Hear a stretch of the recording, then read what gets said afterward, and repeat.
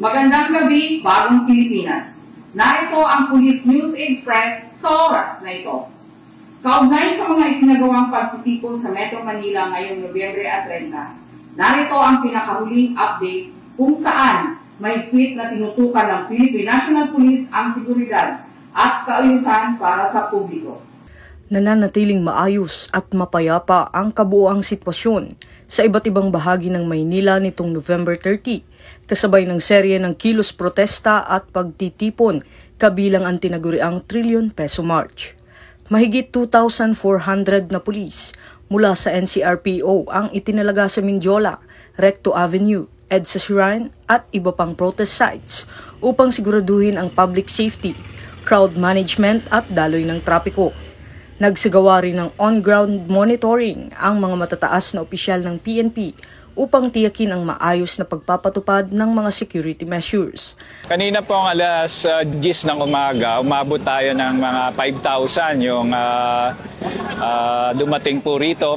Galing po sila ng EDSA Shrine at pagdating po rito sa PPM, around 5,000 po ang nakapasok dito, no? Siguro mabilis lang naman yung nagkaroon ng konting traffic at nung pumasok na po lahat yung 5,000, nagdire-diretso na yung sa EDSA, no? At pati doon sa bus lane, inoccupy na din kanina para mabilis po yung flow ng traffic. So para ngayon po nagdi-decrease na.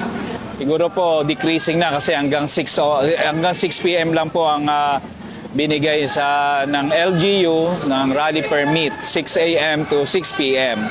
So in-expect po natin around 6 PM, ngayong 5 PM, kung makikita nyo naman po uwi na yung iba, papunta na sa Robinson at yung iba naman dito sa area ng Santolan MRT. Hinintay rin po natin kung umabot ng 6 PM, kung mag-extend sila. But definitely, sabi naman nila 5 PM mag-start na rin